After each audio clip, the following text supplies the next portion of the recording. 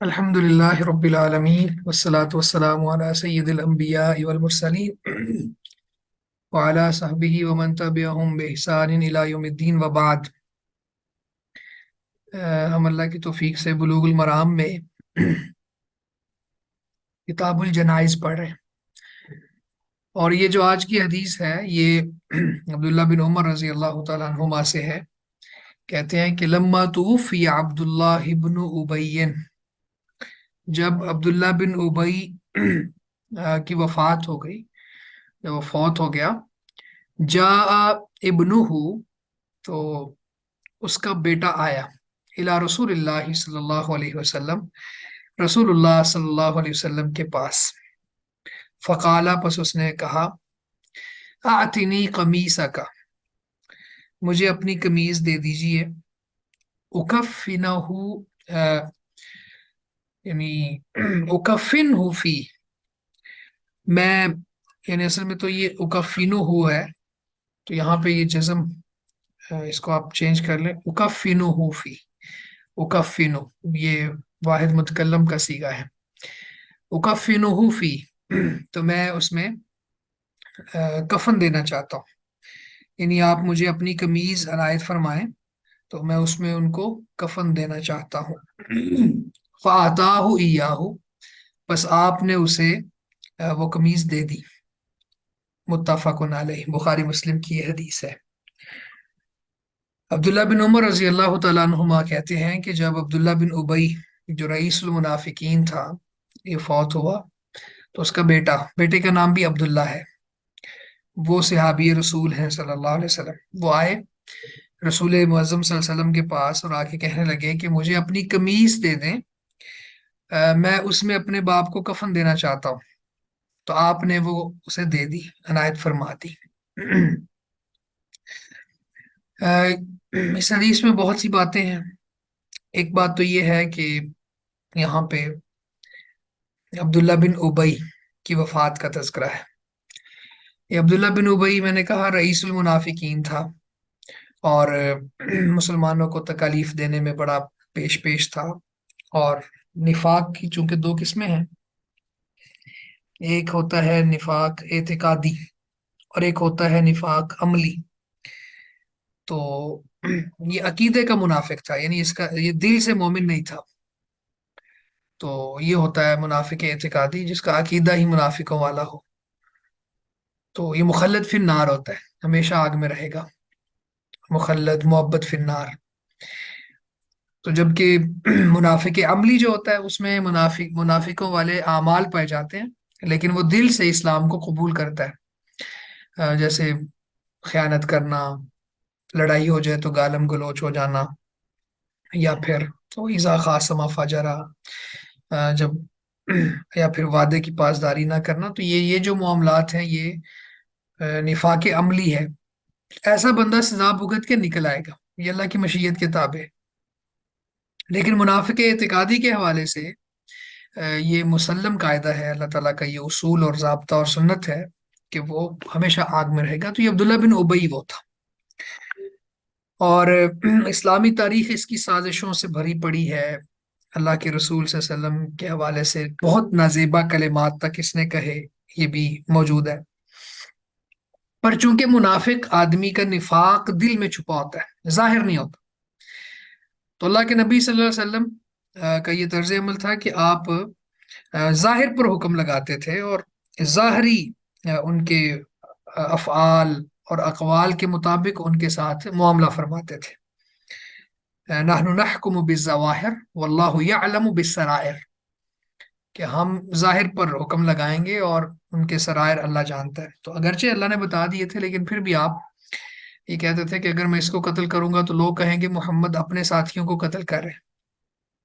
تو یہاں بھی آپ صلی اللہ علیہ وسلم نے ان کے ساتھ ظاہری طور پر مسلمانوں والا معاملہ ہی کیا، وہ تو اگرچہ بعد میں اللہ تعالیٰ نے پھر ضابطہ بنا دیا اور روک دیا کہ ان کی نماز جنازہ بھی نہیں پڑھانی، اور ایسے منافقین کے قبر پہ بھی نہیں کھڑے ہونا، اور اگر آپ ان کے لیے 70 مرتبہ بھی استغفار کریں گے تو اللہ تعالیٰ ان کو معاف نہیں کریں گے۔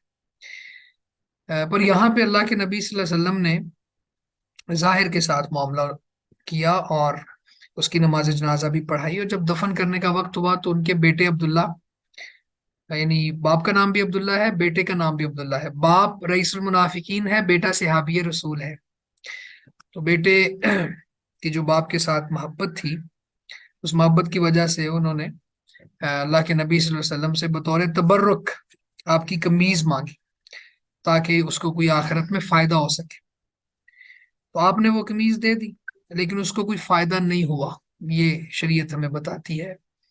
رسول اللہ صلی اللہ علیہ وسلم کی قمیض یا آپ کا لعاب، یہ کوئی بھی چیز ہے، وہ بھی اللہ کے حکم سے ہی اس میں تاثیر ہوتی ہے، تو اللہ رب العزت اپنے جو فیصلے ہیں ان کو نہیں بدلتا۔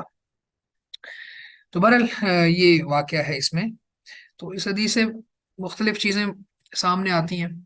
ایک تو یہ بھی کہ اللہ کے نبی صلی اللہ علیہ وسلم رد نہیں کرتے تھے کسی کو، نا کسی سائل کو لٹاتے نہیں تھے، کوئی بھی چیز مانگنے آ جاتا آپ اس کو دے دیتے۔ پھر آپ اتنے رحیم اور کریم تھے کہ آپ یہ چاہتے تھے کہ اگر میرے استغفار کرنے سے، میری قمیض دے دینے سے اللہ کسی کو معاف کر دے تو مجھے اور کیا چاہیے۔ تو آپ دیکھیں بدسلوکی اس کی اگر دیکھی جائے نا، تو یہ پورے 2 گھنٹے آج کے اس کے لیے کم پڑ جائیں گے، جو عبداللہ بن ابی نے اللہ کے نبی صلی اللہ علیہ وسلم کے ساتھ خباثتیں کی، آپ کو پریشان کیا، آپ کو تنگ کیا، اور معاذ اللہ ایسے ایسے جملے ہیں جو ناقابل بیان ہیں، بڑا دکھ ہوتا ہے، بڑی تکلیف ہوتی ہے، جو رسول اللہ کی گستاخی پر مبنی تھے، لیکن اس کے باوجود آپ صلی اللہ علیہ وسلم اتنے رحیم ہیں، اتنے کریم ہیں کہ اس کی نماز جنازہ بھی پڑھا رہے ہیں اور اس کے بیٹے کو مانگنے پر قمیض بھی عنایت کر رہے ہیں۔ اسی طرح ایک بات یہ بھی ہے، یہ قمیض جو احسان کا بدلہ بھی کہا ہے بعض محدثین نے، کہ یہ عبداللہ بن ابی نے ایک دفعہ آپ کے چچا عباس بن عبد المطلب کو قمیض دی تھی، تو اس کے بدلے کے طور پر بھی دی تھی۔ خیر آپ کی خواہش بھی ہوتی تھی کہ اللہ معاف کر دے۔ اسی طرح یہاں پہ اولاد کا اپنے والدین کے ساتھ حسن سلوک اس کا بھی پتہ چل رہا ہے کہ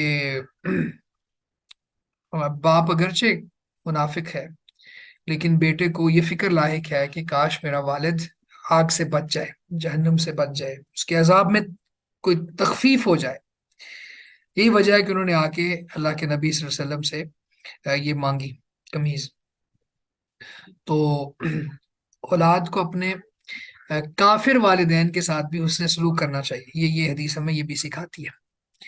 اور اگر آج کل جیسے سیرت ابراہیمی کے حوالے سے بہت مختلف چیزیں چل رہی ہیں اور تعلیمات ہیں، جو ابراہیم علیہ السلام کی سنت کو بھی اسوہ قرار دیا گیا ہے، تو اس میں بھی آپ دیکھیں کہ مشرک باپ کے ساتھ جس طرح سے انہوں نے تعامل کیا یا معاملہ کیا، وہ قابل تقلید ہے، یعنی ابراہیم علیہ السلام قابل اتباع ہے، کہ وہ مشرک ہونے کے باوجود، بت فروش ہونے کے باوجود، مخالفین کی صف میں کھڑا ہونے کے باوجود، جلانے میں پیش پیش والد تھا، اس کے باوجود بھی بہت خوبصورت انداز میں کلام کرتے اور ان کو سمجھاتے، یعنی ان کے عقائد کے ساتھ، نظریات کے ساتھ اختلاف تھا، لیکن اس کو بنیاد بنا کے بدتمیزی پر نہیں اتر آئے، یا کوئی ایسی گستاخی نہیں کی جو ایک بیٹے کے لائق نہیں ہے کہ وہ اپنے باپ کے ساتھ کرے۔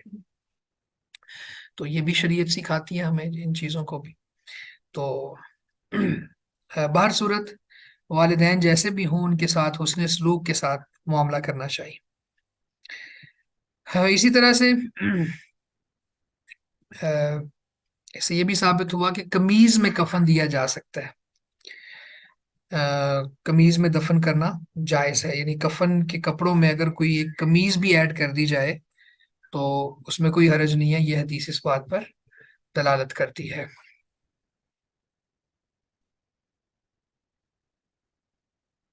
اس کے بعد اگلی حدیث عبداللہ بن عباس رضی اللہ عنہما سے ہے، ان النبی صلی اللہ علیہ وسلم قال، بے شک نبی صلی اللہ علیہ وسلم نے فرمایا، البسوا من ثیابکم البیاض، اپنے کپڑوں میں سے سفید پہنا کرو، البسو پہنا کرو، من ثیابکم اپنے کپڑوں میں سے، البیاض سفید رنگ کو، فإنها من خیر ثیابکم، پس بے شک یہ تمہارے بہترین کپڑوں میں سے ہے، یہ سفید رنگ کے کپڑے. وَكَفِّنُوا فِيهَا مَوْتَاكُمْ، اور اس میں اپنے مردوں کو دفنایا کرو، یعنی سفید کپڑوں میں ہی اپنے مردوں کو دفنایا بھی کرو. رواہ الخمسۃ الا النسائی وصححہ ترمذی.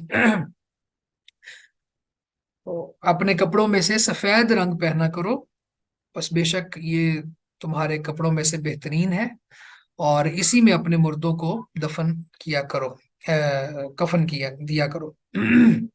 کفنو، کفن پہنایا کرو، فیہا موتاکم، اس میں اپنے مردوں کو.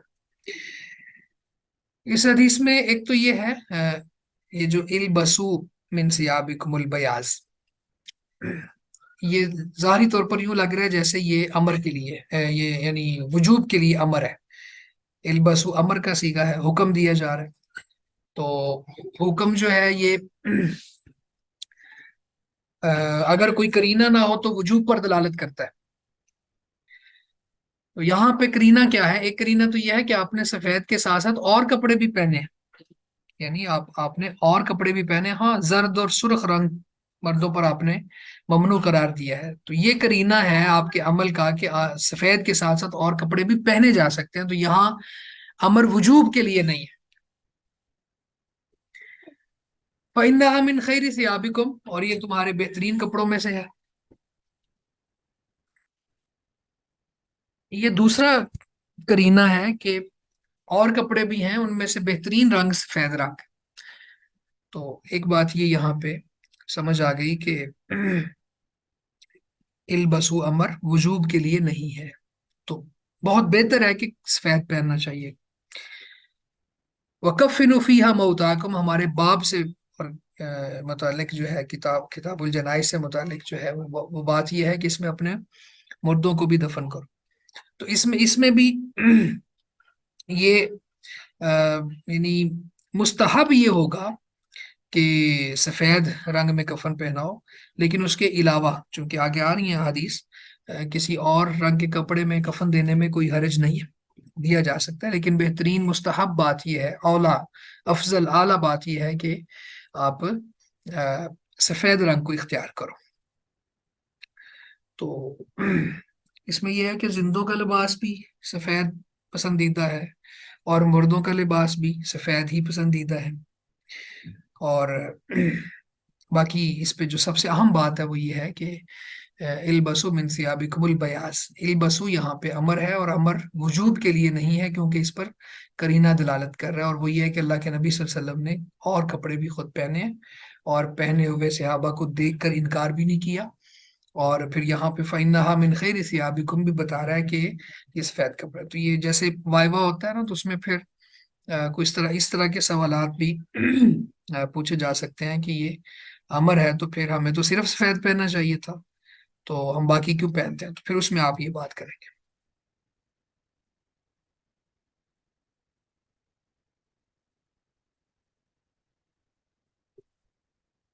اس کے بعد اگلی حدیث جابر رضی اللہ تعالیٰ عنہ سے ہے. قال قال رسول اللہ صلی اللہ علیہ وسلم، کہتے ہیں کہ رسول اللہ صلی اللہ علیہ وسلم نے فرمایا، اذا کفن احدکم اخاہ، اذا کفن، جب کفن پہنائے یا کفن دے، احدکم، تم میں سے کوئی ایک، اخاہ، اپنے بھائی کو، فلیحسن کفنہ، تو اس کو چاہیے کہ کفن میں احسان کرے. جب تم میں سے کوئی اپنے بھائی کو کفن پہنائے تو اس کو چاہیے کہ کفن میں احسان کرے. اب یہاں پہ سب سے پہلی بات، اخاہ، بھائی، بھائی سے مراد دینی بھائی مراد ہے. اگرچہ حقیقی بھائی بھی مراد ہو سکتا ہے، لیکن یہاں پہ چونکہ شریعت جامع بات کرتی ہے، تو یہاں پہ دینی تعلق والے بھائی مراد ہے. دوسرا فلیحسن کفنہ، تو اس کا کفن جو ہے اس میں احسان کرے. اس کا معنی کیا ہے؟ احسان کا معنی یہ ہے کہ جو ضروری کفن ہے وہ پہنائے، اور اس سے تھوڑا زائد بھی دینا چاہے تو وہ دے سکتا ہے. تو یہ نہیں ہے کہ کوئی غیر شرعی کام کر دے اس میں، یعنی شریعت کے عین مطابق کفن دینا یہی احسان ہوگا. کیونکہ عبادت میں جو احسان ہے وہ اسی عبادت کے اندر استحضار مراد ہوتا ہے، نہ کہ عبادت میں اضافہ ہوتا ہے. اب اس بات کو سمجھے، جیسے حدیث میں ہے نا احسان، حدیث جبریل میں کہ جبریل امین انسانی شکل میں آئے اور انہوں نے آ کے سوالات کیے، تو اس میں ایک سوال یہ تھا کہ احسان کیا ہے؟ تو آپ نے فرمایا انت عبد اللہ کا ان کا تراہ فإن لم تکن تراہ فإنہ یراک، کہ تو اللہ کی عبادت اس طرح سے کر جس گویا کہ اللہ کو دیکھ رہے، اور اگر یہ تصور پیدا نہیں ہوتا تو یہ کم از کم ضرور ہو کہ اللہ تمہیں دیکھ رہا ہے۔ تو اس میں عبادت کے اندر احسان سے مراد اس عبادت کی کیفیت کو بہترین انداز میں کرنا ہے، یعنی اس میں استحضار مراد ہے، کنسنٹریشن مراد ہے۔ یہ مراد نہیں ہے کہ عبادت میں اضافہ کر لو، مطلب 3 رکعت مغرب کی نماز ہے تو اس کو 4 پڑھ لو، یہ نہیں ہے۔ اسی طرح کفن کے اندر بھی جو جائز کفن ہے اور جتنے شریعت نے کپڑے مشروع قرار دیے ہیں، تو ان کے اندر ہی کفن دینا اور نیت میں اس کے استحضار ہو اور ثواب کی نیت رکھتا ہو، تو یہ ہے اس کو کفن پہنانا، اور کفن میں احسان کرنا، یہ مراد ہوگا۔ اب یہ بھی نہیں ہے کہ مہنگا، بہت مہنگا کفن یہ احسان ہے، لیکن بہت سستا بھی نہیں ہونا چاہیے۔ تو اس میں اعتدال کو ملحوظ خاطر رکھتے ہوئے بڑا درمیانہ سا کپڑا ہو جو اسراف میں بھی نہ آئے اور وہ بالکل را میٹیریل والا بھی نہ ہو، تو یہ احسان مراد ہوگا۔ کفن دینے میں احسان سے مراد یہ ہے۔ اسی طرح جابر رضی اللہ تعالیٰ عنہ سے ہے، قال کہتے ہیں کان نبی صلی اللہ علیہ وسلم یجمع بین الرجلین من قتل احد، کہ اللہ کے نبی صلی اللہ علیہ وسلم یجمع جمع کرتے تھے بین الرجلین دو مردوں کے درمیان، من قتل احد احد کے شہداء میں سے، یعنی احد کے شہیدوں کو میں سے دو دو کو جمع کرتے تھے، فی ثوب واحد ایک کپڑے میں، یعنی ایک ہی کفن میں۔ ثم یقول پھر آپ کہتے تھے ایہم اکثر اخذا للقرآن، ان میں سے زیادہ قرآن والا کون ہے، قرآن کو زیادہ لینے والا کون ہے؟ فیقدمہ فی اللحد، تو اس کو لاحد میں مقدم کرتے، آگے رکھتے۔ ولم یغسلوا، تو یہ وہ لوگ تھے یعنی شہداء جن کو غسل بھی نہیں دیا گیا، ولم یصلی علیہم، اور نہ ہی ان کی نماز جنازہ ادا کی گئی تھی۔ رواہ البخاری، یہ صحیح بخاری میں ہے۔ یعنی نبی صلی اللہ علیہ وسلم شہدائے احد میں سے دو دو شہیدوں کو، دو بندوں کو ایک کپڑے میں جمع کرتے اور پھر پوچھتے کہ ان میں سے قرآن کو زیادہ لینے والا کون تھا، یعنی قرآن کو زیادہ پڑھنے والا، قرآن کا زیادہ عالم قاری کون تھا، تو اس کو پھر لحد میں مقدم کر دیتے، اس کو آگے رکھتے اور پھر ساتھ دوسرے کو رکھتے، اور ان کو غسل بھی نہیں دیا گیا تھا اور نہ ہی ان پر نماز جنازہ ادا کی گئی تھی۔ اب یہ حدیث ہمارے پاس، اس میں بہت سے مسائل ہیں جو ہم انشاءاللہ ابھی ون بائی ون سمجھتے ہیں۔ ایک تو بات یہاں پہ یہ ہے کہ اگر ضرورت ہو تو ضرورت کے تحت ایک ہی قبر میں ایک سے زیادہ لاشوں کو دفن کیا جا سکتا ہے، اور ضرورت کے وقت ایک کفن کو 2 حصوں میں تقسیم بھی کیا جا سکتا ہے، یا ایک ہی کفن میں ایک سے زیادہ میتوں کو بھی دفن کیا جا سکتا ہے۔ یہ باتیں یہاں پہ ہمیں سمجھ آتی ہیں۔ اسی طرح سے شہید کو اسی کپڑوں میں دفن کیا جائے گا، اور شہید کی نماز جنازہ بھی نہیں پڑھی جائے گی، اور پھر قرآن مجید کی عظمت یہاں پہ مراد ہے کہ جس کو زیادہ قرآن آتا ہے، قرآن کا عالم ہے، تو اس کو پھر مقدم کریں گے، تو قرآن مجید کو پڑھنے والا، سمجھنے والا جو ہے اس کی فضیلت بھی زیادہ ہے۔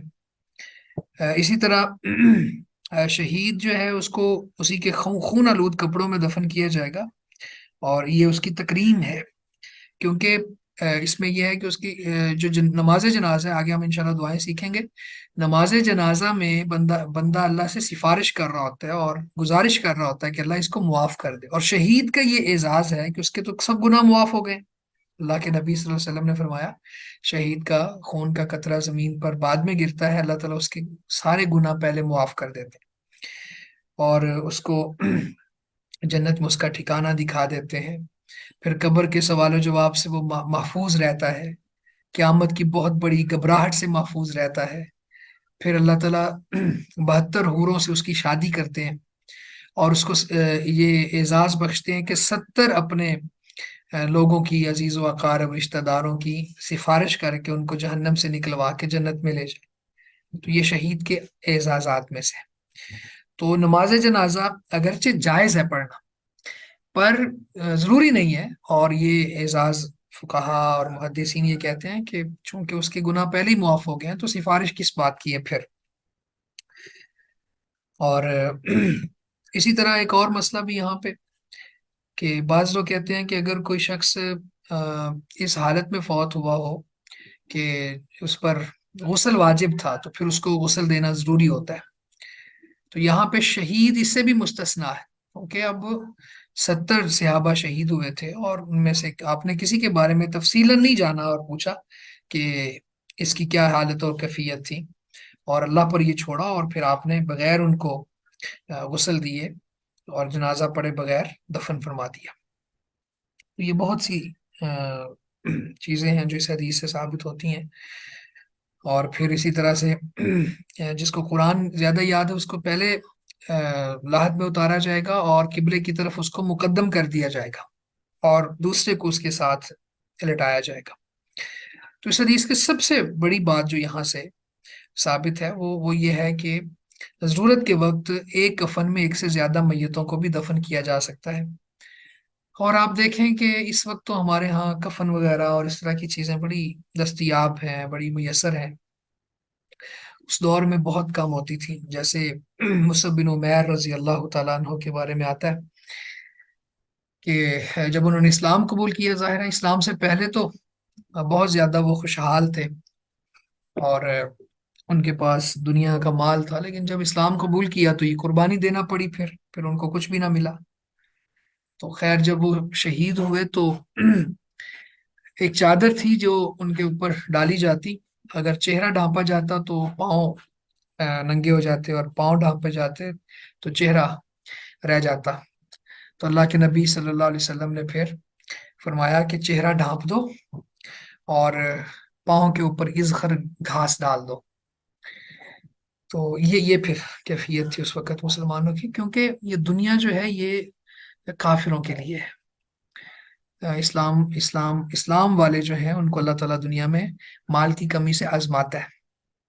اور ویسے بھی اللہ کے نبی صلی اللہ علیہ وسلم نے اسی زندگی کو اختیار کیا ہے جس میں رزق قوت، یعنی جس کو ہم ہینڈ ٹو ماؤتھ کہتے ہیں. اللہ کے نبی صلی اللہ علیہ وسلم نے تو یہ مانگ کے لیا ہے رزق، اللہم اجعل رزق آل محمد قوتا، اے اللہ آل محمد صلی اللہ علیہ وسلم کا جو رزق ہے وہ قوت کر دے. قوت کا مطلب کیا ہے کہ بہت پورا پورا، یعنی بہت فراوانی نہ ہو. تو یہ سادگی تھی آپ کی. تو خیر یہ بات ثابت ہوتی ہے. پھر قبر دفن کرنے کے حوالے سے جگہ کا بھی مسئلہ ہوتا ہے، پھر قبر کھودنے والوں کا بھی مسئلہ ہوتا ہے. تو ضرورت کے تحت پھر اس طرح سے ایک قبر میں ایک سے زیادہ لوگوں کو دفن کیا جا سکتا ہے، ایک کفن میں ایک سے زیادہ لوگوں کو ایڈ کیا جا سکتا ہے. اس کے بعد ہمارے پاس حدیث ہے علی رضی اللہ تعالیٰ عنہ کہتے ہیں سمعت النبی صلی اللہ علیہ وسلم یقول، میں نے نبی صلی اللہ علیہ وسلم کو سنا فرما رہے تھے لا تغالوا فی الکفن، کفن میں غلو نہ کرو، فإنه يسلب سریعا، کیونکہ بے شک یہ بہت جلدی چھین لیا جاتا ہے، سلب کر لیا جاتا ہے سریعا بہت جلدی. اس حدیث میں 3 لفظ ہیں، ایک ہے تغالو، غلو سے ہے مبالغہ، کفن میں غلو نہ کرو یعنی بہت ایکسپینسو نہ ہو، بہت مہنگا نہ ہو. دوسرا ہے یسلبو، یعنی سلب کر لیا جاتا ہے. سلب کا معنی ہوتا ہے چھین لینا، کسی سے چھین لینا. تو یہ اس سلب کر لینے سے کے مراد کیا ہے کہ مٹی وغیرہ کھا جاتی ہے، جلدی خراب ہو جاتا ہے. سریعا یہ تیسرا لفظ ہے اس حدیث میں. سرعت اردو میں بھی استعمال ہوتا ہے لفظ، انہی روٹ ورڈز کے ساتھ ہے. سریعن جلدی. تو یہ جلدی چھین لیا جاتا ہے، سلب کر لیا جاتا ہے، یعنی فاسد ہو جاتا ہے. حشرات الارض اور زمین کے اندر جو بیکٹیریاز ہیں یا جو چیزیں بھی ہیں وہ بہت جلدی کفن کو لے لیتی ہیں. تو شریعت کا ایک بہت بڑا مقتضا ہے کہ چیزیں ضائع نہ ہوں. کفن پہنا کے دفن کرنا یہ ضروری ہے، لیکن اس میں بہت زیادہ مہنگا نہیں ہونا چاہیے کیونکہ یہ پیسے کا ضیاع ہے. بعض لوگ کرتے ہیں اس طرح سے، تو یہ ان لوگوں کے لیے تنبیہ ہے کہ وہ اس طرح سے نہ کریں.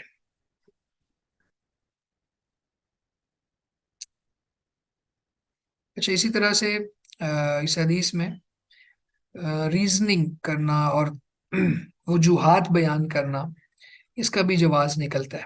آپ اتنا بھی فرما سکتے تھے لا تغالوا فی الکفن، کفن میں غلو نہ کرو. تو ہم تو پابند تھے اس حدیث پر بھی عمل کرنے کے اور آپ کی بات کو ماننے کے، لیکن آپ نے ساتھ وجہ بھی بتا دی کہ اس لیے منع کر رہا ہوں کیونکہ یہ جلدی ضائع ہو جاتا ہے، تو اس لیے اس میں غلو نہ کرو.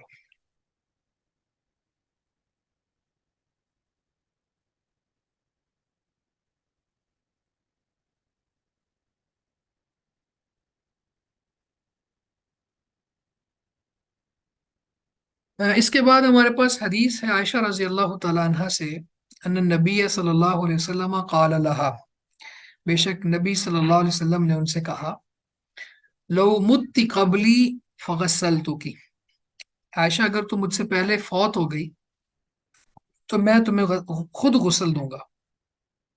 الحدیث، یہ ایک مکمل حدیث ہے، بھی میں اس کی طرف چاہتا ہوں آپ کو پوری حدیث بتا دوں. یہ رواہ احمد و ابن ماجہ و صححہ ابن حبان. اس حدیث کا اگر ہم ٹائٹل دیں، اس کو عنوان دینا چاہیں تو وہ یہ ہوگا کہ میاں بیوی ایک دوسرے کو غسل دے سکتے ہیں.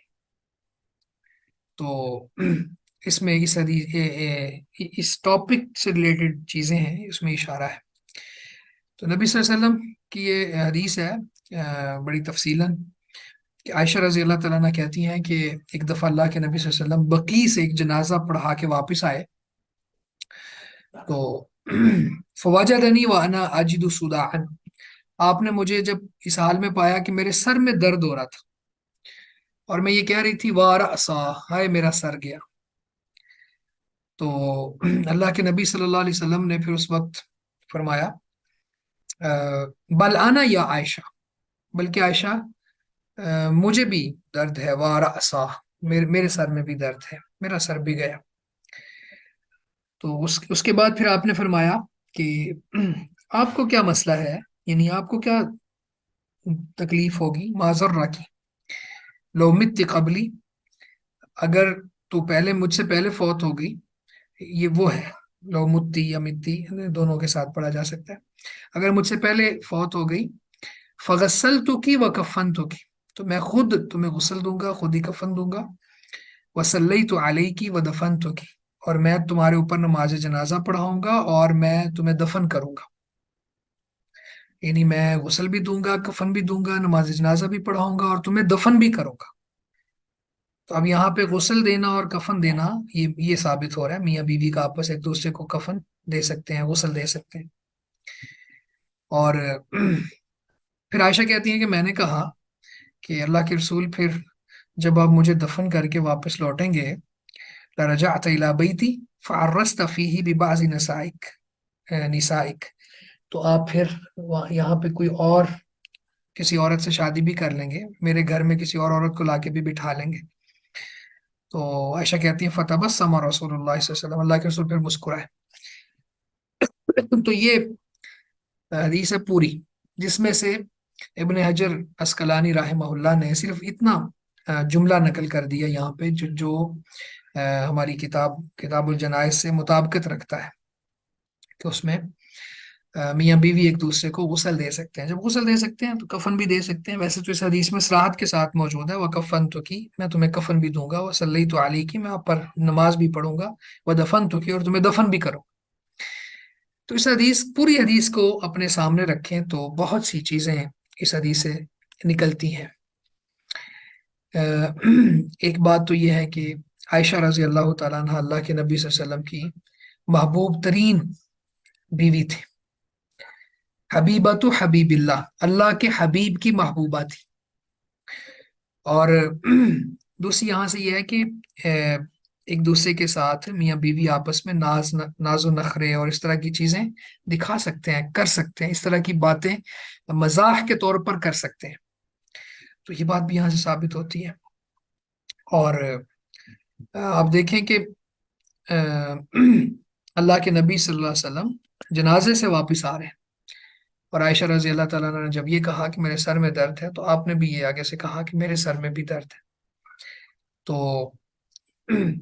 اس سے یہ بھی معلوم ہوتا ہے کہ بیوی سے محبت کی جاتی ہے اور اسے بہت خوبصورت طریقے سے ڈیل کیا جاتا ہے۔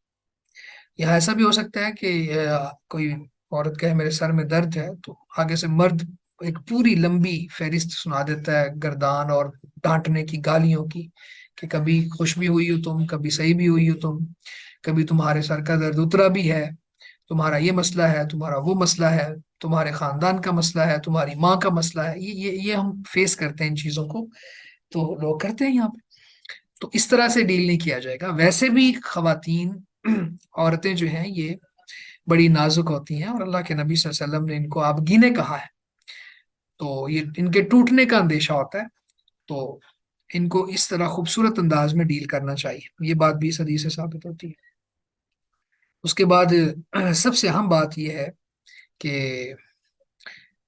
بیوی کو غسل دیا جا سکتا ہے، میاں بیوی آپس میں ایک دوسرے کو غسل دے سکتے ہیں، کیونکہ وہ ان کا ایک خاص تعلق ہے آپس میں، اور محرم ہے وہ، اور اسی طرح سے پھر کفن بھی پہنا سکتے ہیں، تو یہ باتیں بھی یہاں سے ثابت ہوتی ہیں۔ اس کے بعد اگلی حدیث ہمارے پاس اسماء بنت حمیس رضی اللہ عنہا کی ہے، ان فاطمہ علیہ السلام اوست ان یغسلها علی رضی اللہ تعالی عنہ، رواہ الدارقطنی۔ اسماء بنت حمیس رضی اللہ عنہ کہتی ہیں کہ بے شک فاطمہ علیہ السلام نے وصیت کی تھی کہ ان کو علی رضی اللہ تعالی عنہ غسل دیں، یعنی فاطمہ رضی اللہ تعالی عنہ نے یہ وصیت کی تھی کہ میرا شوہر علی مجھے غسل دے رضی اللہ تعالی عنہ۔ تو اس سے بھی یہ معلوم ہوا کہ زوجین ایک دوسرے کو غسل دے سکتے ہیں، اور پھر ایک نئی بات اس حدیث میں یہ بھی ثابت ہوئی کہ غسل کے حوالے سے جائز وصیت بھی کی جا سکتی ہے، یعنی یہ وصیت کی جا سکتی ہے کہ مجھے فلاں شخص غسل دے، تو چونکہ علی رضی اللہ تعالیٰ عنہ ان کے شوہر تھے اور محرم بھی تھے، تو پھر انہوں نے ان کا نام لے کے وصیت فرما دی۔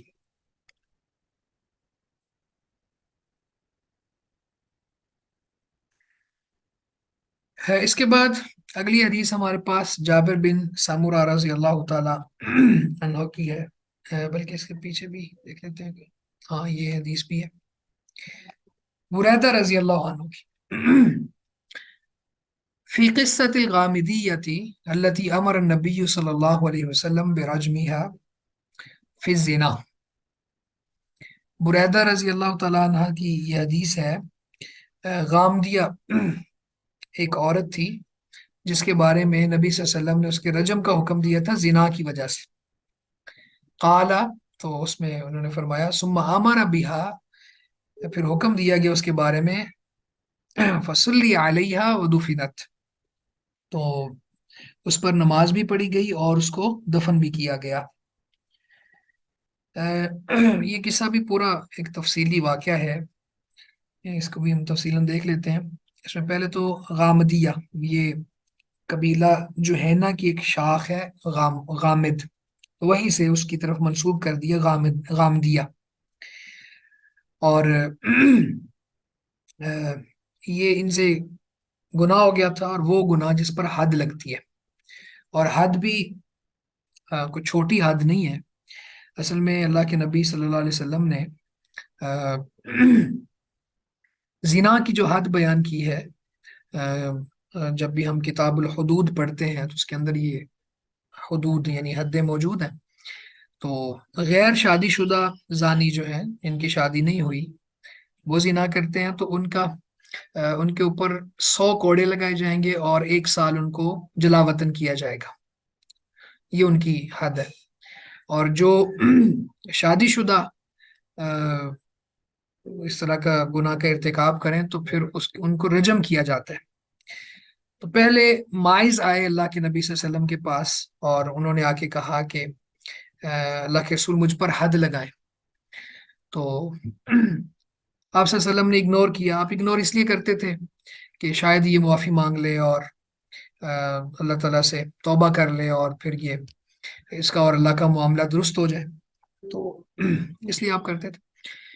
لیکن اس نے بار بار جب آ کے اقرار کیا اور بار بار حد لگانے کا مطالبہ کیا تو آپ نے اس پر حد لگا دی. تو یہ رجم کی حد ہوتی ہے شادی شدہ زانی پر. وہ زمین میں تھوڑا گاڑ کے اس کے بعد پتھر مار کے رجم کیا جاتا ہے. کچھ عرصہ گزرا تو پھر یہ غامدیہ عورت آ گئی، غامدیہ قبیلے کی. تو اس نے بھی آ کے یہی کہا کہ اللہ کے رسول میں نے زنا کر لیا. آپ نے فرمایا واپس جاؤ. وہ چلی گئی، دوسرے دن پھر آ گئی.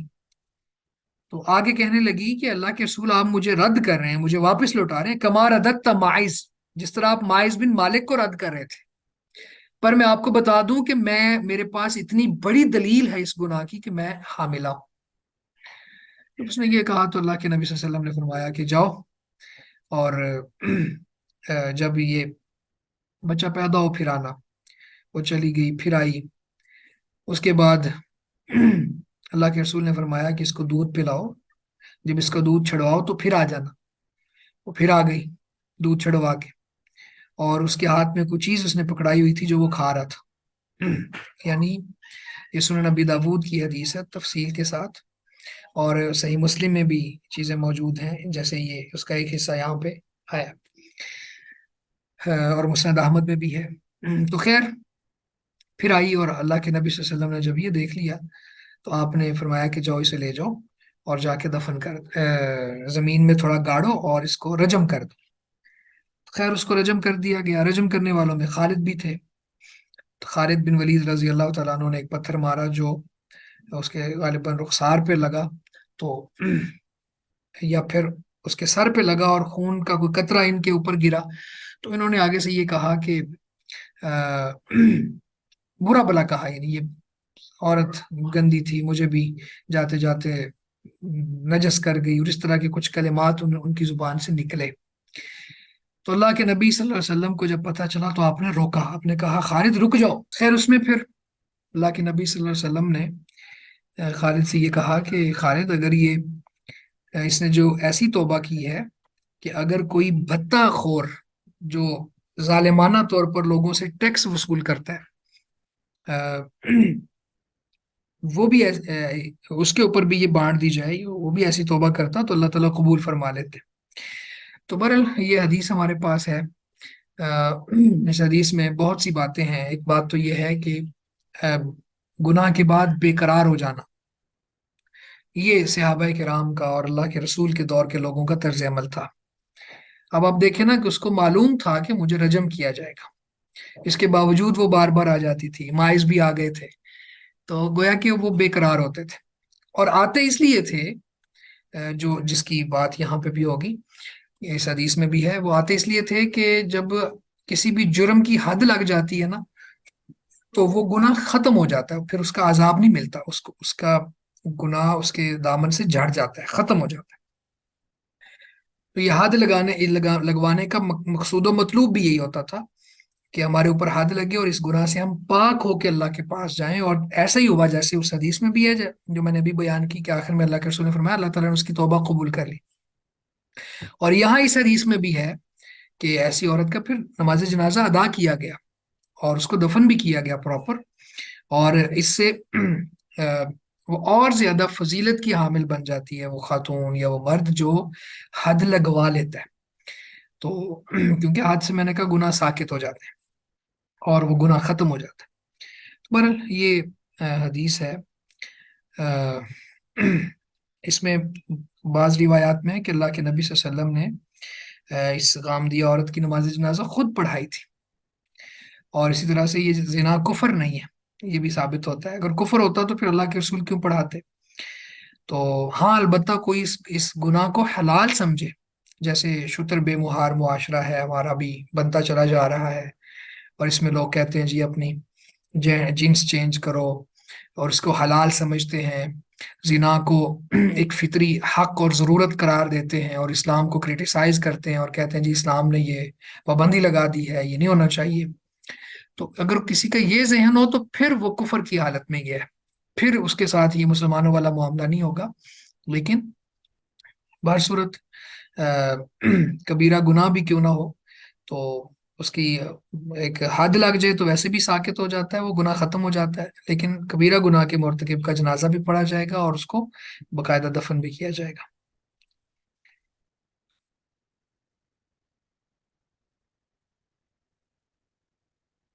اس کے بعد جابر بن سمورہ رضی اللہ تعالیٰ عنہما سے قالا کہتے ہیں، اتی النبی صلی اللہ علیہ وسلم برجل قتل نفسه بمشاقص، اوتی النبی صلی اللہ علیہ وسلم برجل، اللہ کے نبی صلی اللہ علیہ وسلم کے پاس ایک شخص کو لایا گیا، قتل نفسہ، جس نے اپنے آپ کو قتل کر لیا تھا، بمشاقص، مشاقص کو سمجھ لیں، اصل میں یہ مشکسن کی جمع ہے، اور یہ ایسے چاقو یا نیزے کو کہتے ہیں جو بہت چوڑا ہو، جس کا عرض بڑا ہو، بہت بڑا چاقو کہہ لیں آپ، کہ بہت بڑا نیزہ۔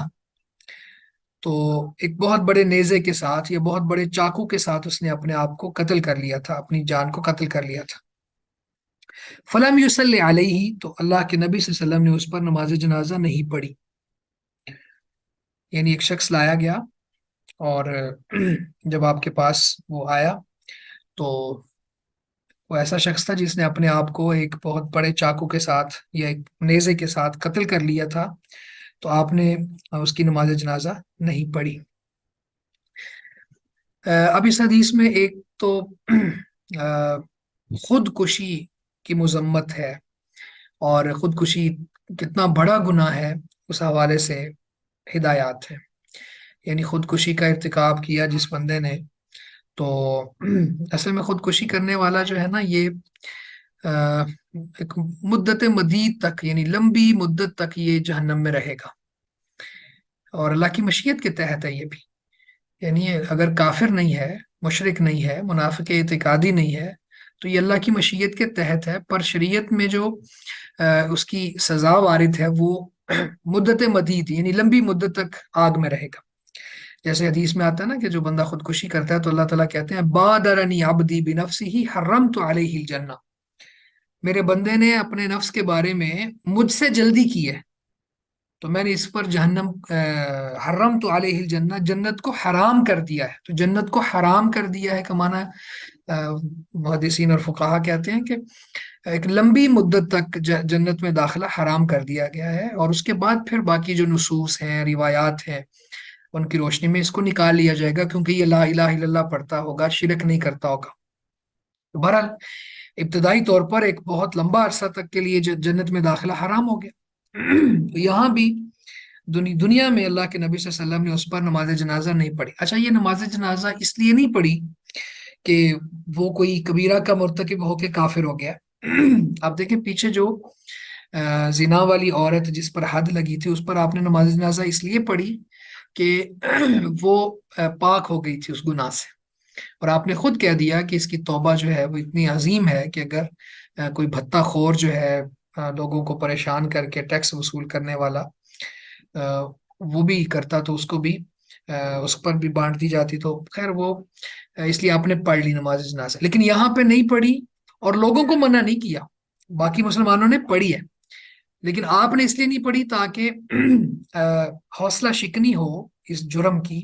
خودکشی جیسا جرم جو ہے یہ بہت بڑا ہے، تو اس کی حوصلہ شکنی مراد ہے کہ اگر ان کی نماز جنازہ اللہ کے نبی صلی اللہ علیہ وسلم ان لوگوں کی پڑھ دیں تو پھر لوگ اس کو جرم کو ہلکا سمجھیں اور کہیں کہ کوئی بات نہیں، یہ تو آپ نہیں پڑھتے۔ تو آج بھی ہمارے لیے حکم یہ ہے کہ جو معروف علماء ہے وہ نہ پڑھیں، لیکن دوسرے بعض مسلمانوں کو چاہیے کہ وہ پڑھ دے، کیونکہ ہے تو مسلمان۔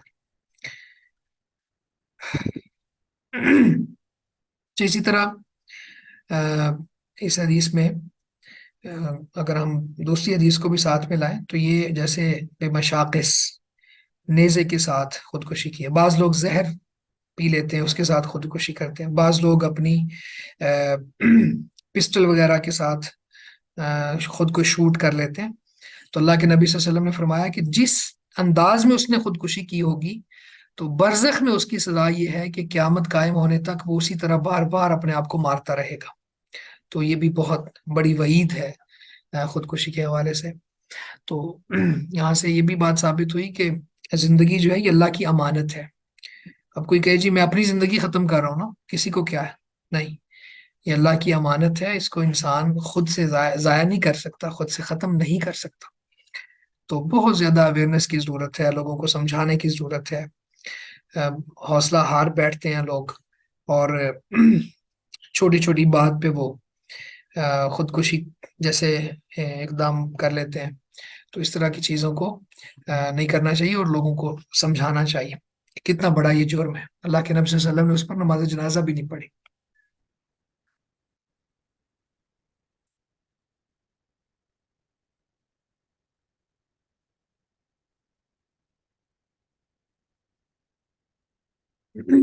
اس کے بعد یہ حدیث ہے ہمارے پاس،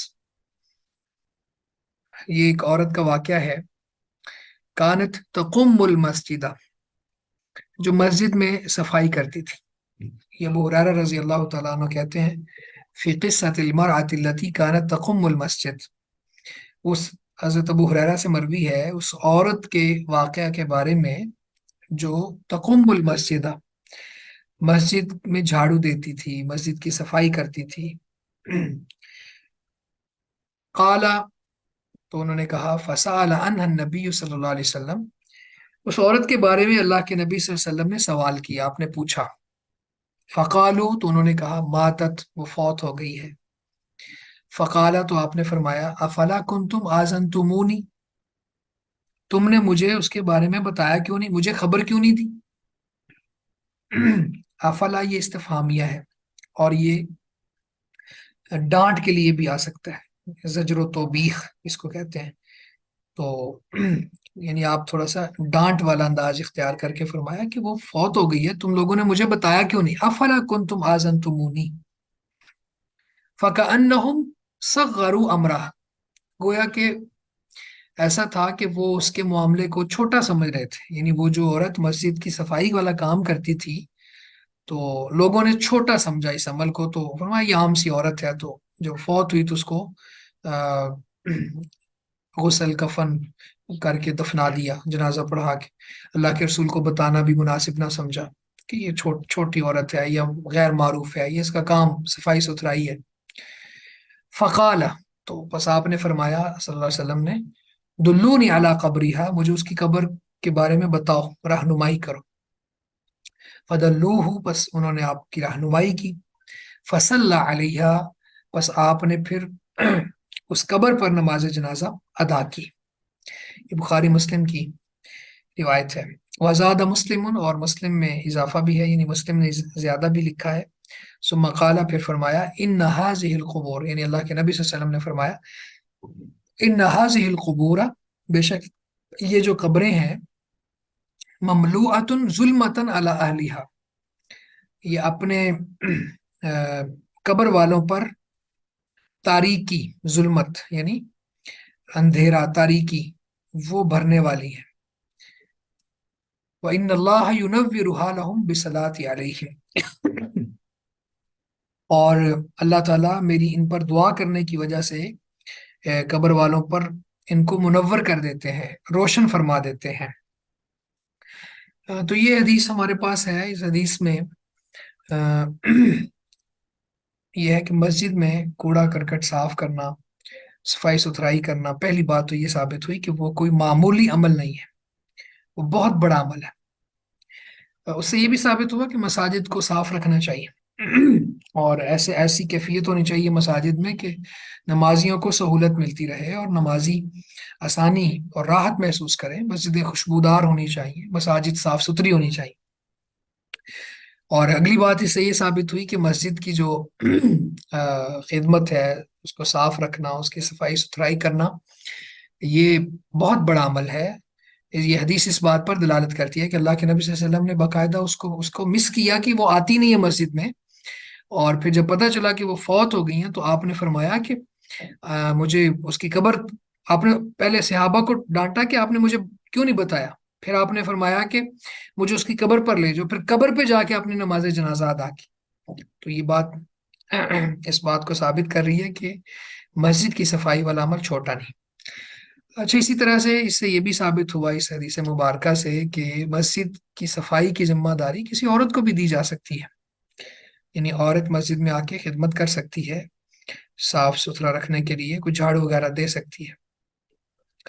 اسی طرح اس حدیث سے یہ بھی ثابت ہوا کہ اللہ کے رسول صلی اللہ علیہ وسلم اپنے صحابہ صحابیات کے بارے میں جانتے تھے، اور ان کو جب کوئی نہیں نظر آتا تو اس کے بارے میں پوچھتے تھے، حال احوال دریافت کرتے رہتے تھے، جو آج کل ہم نہیں کرتے۔ اس میں مطلب ہم ساری شریک ہیں، ہم اپنے اپنے کاموں میں مگن ہیں، یا کام کی حد تک ہماری بات ہوتی ہے۔ حالانکہ ہونا یہ چاہیے کہ ایک امام مسجد کو اپنے نمازیوں پر پوری دسترس ہو۔ کوئی آپ دیکھیں نا، سلیمان علیہ السلام کا اللہ تعالیٰ نے قرآن مجید میں تذکرہ کیا کہ وہ اپنے لشکروں کی حاضری لگاتے تھے، اٹینڈنس لیتے تھے، اور وہی واقعہ ہے نا قرآن میں کہ ہد کو جب گم پایا تو یہ کہا کہ میرے پاس کوئی ریزن، ویلڈ ریزن لے آئے، نہیں تو میں اس کو ذبح کر دوں گا۔ تو خیر وہ آگے پھر پورا ملکہ بلقیس کا واقعہ آ جاتا ہے۔ تو بہرحال یہ ہونا چاہیے، استاد کو اپنے شاگردوں کا پتہ ہونا چاہیے، شاگردوں کو اپنے اساتذہ کا پتہ ہونا چاہیے، وہ کس حال میں ہے، کہاں ہے، ان سے کس طرح سے مزید فائدہ لیا جا سکتا ہے۔ تو یہ تعلقات چونکہ دین کی بنیاد پہ قائم ہوتے ہیں، ان میں زیادہ اسٹیبلٹی ہونی چاہیے، اس میں زیادہ مضبوطی ہونی چاہیے۔ تو یہ بھی اس حدیث سے سمجھ آتی ہے، اس حدیث سے بات۔ اسی طرح جو سب سے اہم ترین بات ہے جو ہماری کتاب الجنائز سے ریلیٹڈ ہے، وہ یہ ہے کہ قبر پر نماز جنازہ پڑھنا جائز ہے، قبر پر نماز جنازہ پڑھی جا سکتی ہے۔ اسی طرح اگلی جو مسلم کی حدیث ہے اس میں قبر کے اندر اندھیرا ہوتا ہے، تو قبروں کو روشن کرنے کے لیے اپنے اعمال، پھر اپنی اولاد کو دعاؤں پر لگا دینا، پھر نیک لوگوں سے دعائیں لینا، یہ بہت ضروری ہے۔ تو یہ بات بھی یہاں پہ سمجھ آتی ہے اس حدیث سے کہ ہمیں اس بات کی فکر کرنی چاہیے کہ قبر جو ہے وہ ہمارے لیے کس طرح کی ہوگی، یعنی وہ ظاہر اندھیرا بھی ہوتا ہے اس میں، پھر وہ بڑی تنگ بھی ہوتی ہے، تو وہ کھل سکتی ہے، تحد نگاہ کھل جاتی ہے اللہ کے نبی صلی اللہ علیہ وسلم کی حدیث کی روشنی میں، اور انسان اس کو محسوس کرتا ہے۔ یہ نہیں ہے کہ محسوس نہیں کرتا، اس کو محسوس کرتا ہے۔ اللہ تعالیٰ ہم سب کو قبر کے اندھیروں سے اور سختیوں سے بچائے۔ اس معاملے کو بڑی گہرائی سے دیکھنا چاہیے انسانوں کو۔ اور آپ دیکھیں، یہ ابھی زندہ لوگ بھی قبر کے اندر چلے گئے، یہ جو ٹائٹینک کا ملبہ دیکھنے کے حوالے سے میں نے بہت جگہوں پہ یہ چیز بیان کی، خطبہ جمعہ میں بھی بیان کی۔ میں اس کو بڑا یعنی ڈیپلی اس کو میں نے اسٹڈی کیا، تو یعنی لوگ اتنے پیسے خرچ کر کے پھر موت چونکہ 4 کلومیٹر سمندر کی گہرائی میں لکھی ہوئی تھی، تو وہاں جا کے ان کو موت آئی، تو وہ ایک کیپسول کے اندر وہ بند تھے۔ تو بہرحال یہ دنیا میں بھی بعض اوقات انسان اس کو، آپ لوگ بھی، میں نے اشارہ اس لیے کر دیا کہ آپ بھی اس چیز کو دیکھیے گا، اس حوالے سے پڑھیے گا، مختلف جگہوں پہ رپورٹس بھی ہیں، آرٹیکلز بھی ہیں، علماء نے بھی لکھا ہے۔ تو ایک تو ان کی یعنی سمجھ آ رہی ہے کہ وہ کیا کر رہے ہیں، کس طرف جا رہے ہیں، کتنا خرچ کرنا، کتنی مہنگی ٹکٹس لینا، اور کرنا کیا جا رہے ہیں۔ اور دوسرا یہ ہے کہ انسان بے بس ہے دنیا کی زندگی میں، موت کا مقابلہ نہیں کر سکتا۔ اب 3 4 ملک جو ہیں وہ مل کے تلاش کرتے رہے ہیں، ان کو ریسکیو کرنے کی کوشش کرتے رہے ہیں، انہوں نے ہر چیز لگا دی ہے، کیونکہ وہ دنیا کے امیر ترین لوگ تھے، لیکن اس کے باوجود وہ ان کو نہیں بچا سکے۔ تو موت، قبر، یہ چیزیں ان کو یاد رکھنا چاہیے۔ آپ نے دیکھا کتاب الجنائز جب ہم نے آغاز کیا تھا تو پہلی حدیث کیا تھی کہ اکثرو ذکر حازم اللذات الموت، کہ لذتوں کو توڑنے والی موت کو کثرت سے یاد کیا کرو، تو موت کو انسان یاد رکھے۔ اور پھر مرنے کے بعد کی سختیوں کے حوالے سے دنیا میں پریشان ہو جائے کہ پتہ نہیں میرا کیا بنے گا، تو آپ نے یہاں پہ ہمیں خبر دی ہے اور خبردار کیا ہے کہ قبر کے اندر اندھیرا ہوتا ہے۔ ہاں لیکن منور کی جا سکتی ہیں، اور اس کا طریقہ پھر آپ نے بتایا کہ دعا کے ذریعے، اور باقی روایات کو جب ہم دیکھتے ہیں تو پھر اس میں یہ بات سمجھ آتی ہے کہ نیک اعمال کے ذریعے، کیونکہ اللہ کے رسول فرماتے ہیں نا کہ جب بندے کو قبرستان کی طرف لے جایا جاتا ہے تو اس کے ساتھ تین چیزیں چل رہی ہوتی ہیں: اس کے اہل و عیال، اس کے اس کا مال، اور اس کے اعمال۔ باقی دو واپس چلی جاتی ہیں، اعمال ساتھ رہ جاتے ہیں، تو یہ اعمال کے ذریعے ہی پھر وہ قبریں منور ہوتی ہیں۔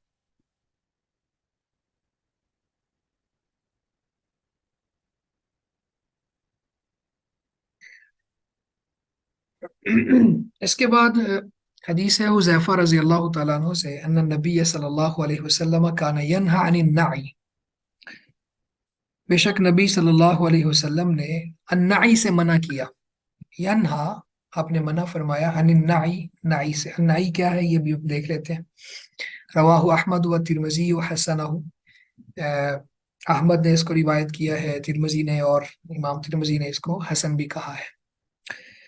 تو النعی جو ہے یہ آ، کسی کی وفات کی خبر دینا لیکن اس کے ساتھ اس میں واویلا بھی ہو، یعنی آ، انسان سینہ کو بھی کرتے ہوئے، گریبان چاک کرتے ہوئے، جاہلیت کی طرح اپنے سر پہ خاک ڈالتے ہوئے، یا بازاروں میں نکل جائے چیختے چلاتے ہوئے اناؤنس کرے، یہ ہے انائی۔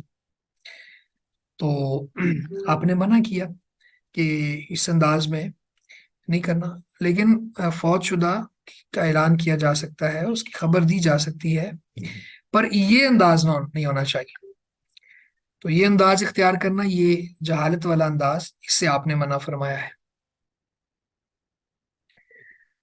آپ دیکھیں کہ یہاں اگلی حدیث میں بھی نعا کے لفظ ہیں، لیکن حقیقت یہ ہے، یعنی سمجھنا یہ چاہیے کہ جہاں پہ اللہ کے رسول منع فرماتے ہیں نا وہ، اور جہاں پہ اجازت دیتے ہیں، اس میں پھر فرق ہوتا ہے۔ فرق یہ ہے کہ یہاں پہ آگے ابھی ہم حدیث پڑھیں کہ نبی صلی اللہ علیہ وسلم نعن نجاشیہ، کہ اللہ کے نبی صلی اللہ علیہ وسلم نے نجاشی کے فوت ہونے کی خبر دی، لیکن یہاں پہ ان نئی میں الف لام جو ہے نا، یہ الف لام یہ عہد کا ہوتا ہے، یہ کسی تخصیص کے لیے ہوتا ہے، تو یہ وہ والا نوحہ مراد ہے، یا وہ والی مردوں کی اناؤنسمنٹ ہے جس کے اندر چیخنا چلانا اور اسی طرح سے واویلا کرنا، گریبان چاک کرنا اور یہ چیزیں ہوں، لیکن ویسے اعلان کیا جا سکتا ہے، خبر دی جا سکتی ہے، جیسے اب اگلی حدیث میں ہم پڑھنے لگے ہیں۔ ابو ہریرہ رضی اللہ تعالیٰ عنہ کہتے ہیں ان نبی صلی اللہ علیہ وسلم نعن نجاشیہ، ابو ہریرہ رضی اللہ تعالیٰ عنہ سے مروی ہے کہ بے شک نبی صلی اللہ علیہ وسلم نے نجاشی کے فوت ہونے کی خبر دی، فی الیوم الذی مات فیہ، اسی دن جس میں وہ فوت ہوئے، یعنی نجاشی جس دن فوت ہوئے اسی دن ہی فوت ہونے کی خبر دی۔ وخرج بہم الی المصلی، اور اپنے صحابہ کو لے کے، وخارج اور آپ نکلے، بہم ان کے ساتھ، یعنی اپنے صحابہ کے ساتھ، الی المصلی نماز کی جگہ کی طرف، عیدگاہ کی طرف، فصف بہم، بس آپ نے ان کی صفیں بنوائیں، صف بندی کی، وکبر علیہ اربعا، اور آپ نے نجاشی پر چار تکبیریں کہیں، یعنی چار تکبیروں کے ساتھ نماز جنازہ ادا کی۔ چار، پانچ، چھ، آگے آ رہا ہے کہ تکبیریں کتنی ہوں گی نماز جنازہ میں، تو یہاں پہ نجاشی کے اوپر جو آپ نے نماز جنازہ ادا کی وہ چار تکبیروں کے ساتھ تھی۔ اس حدیث میں بہت سی چیزیں ہیں جو ہمارے سامنے ہیں۔